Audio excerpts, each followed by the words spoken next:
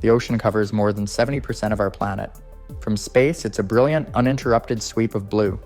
It looks endless, timeless, powerful, but that vast, mysterious world is in serious trouble, and not in the way most people think. While oil, spills, and plastic pollution dominate the headlines, another crisis has been growing beneath the waves, hidden from sight. It's a problem flowing not from factories or tankers, but from something far more ordinary: farmland. This is the story of how modern agriculture is quietly suffocating our seas, creating massive underwater wastelands called dead zones, places where almost nothing can survive. And the scariest part, this disaster is unfolding in real time and it's accelerating. The term dead zone might sound dramatic, but it's the scientific reality for hundreds of coastal regions around the world. In these areas, the oxygen levels in the water drop so low that most marine life cannot survive. This condition is known as hypoxia. Without oxygen, fish, shellfish, and other creatures either flee or suffocate. What remains is a sterile, lifeless zone, an oceanic graveyard.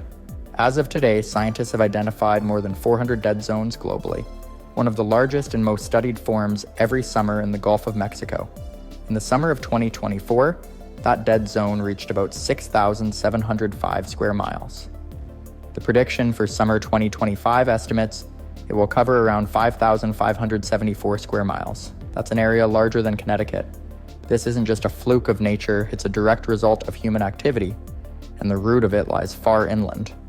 To understand how an underwater dead zone forms, you have to begin hundreds of miles inland, on the farms that feed the nation.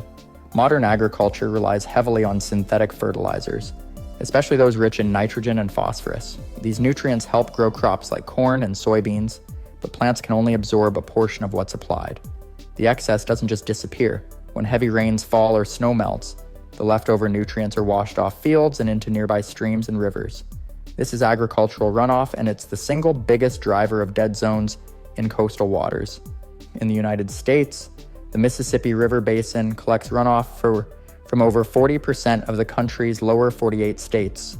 It funnels that water, along with all the nutrients and pollutants it carries, directly into the Gulf of Mexico. When those nutrient-rich waters hit the warm Gulf, they trigger enormous algal blooms. For a brief time, these blooms make the surface water look full of life, but when the algae die, they sink to the bottom and begin to decompose. The decomposition process consumes massive amounts of dissolved oxygen from the water. Without enough oxygen, marine life suffocates, and a dead zone takes shape. Warmer ocean temperatures, intensified by climate change, only make this process worse by preventing oxygen from naturally circulating back into deeper waters. The consequences of these oxygen-starved dead zones extend far beyond the water itself, striking at both the environment and the communities that depend on it. In places like the Gulf of Mexico, the fishing industry is a vital economic engine, generating billions of dollars annually and providing jobs for thousands of families. But as dead zones expand, fish and shellfish populations dwindle or move away, forcing fishermen to travel farther out to sea just to find a catch. This means higher fuel costs, longer trips, and less reliable incomes.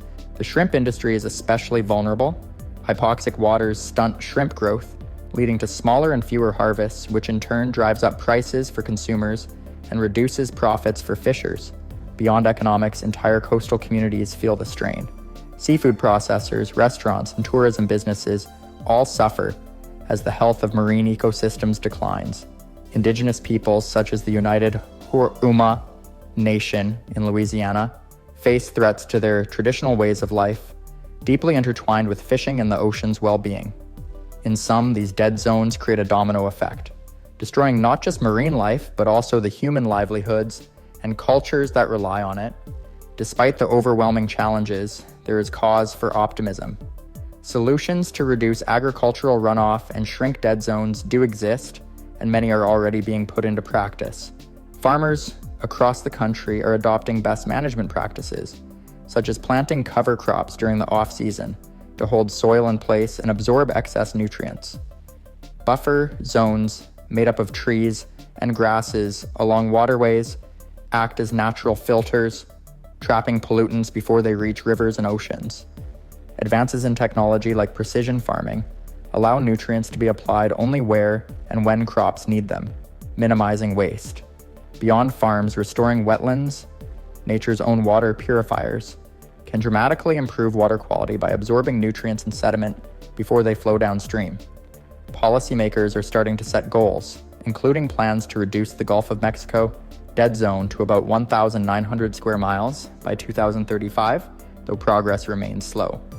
The key to turning this around lies in public awareness and pressure. Supporting sustainable agriculture, reducing personal nutrient footprints, and advocating for stronger environmental protections can all make a difference.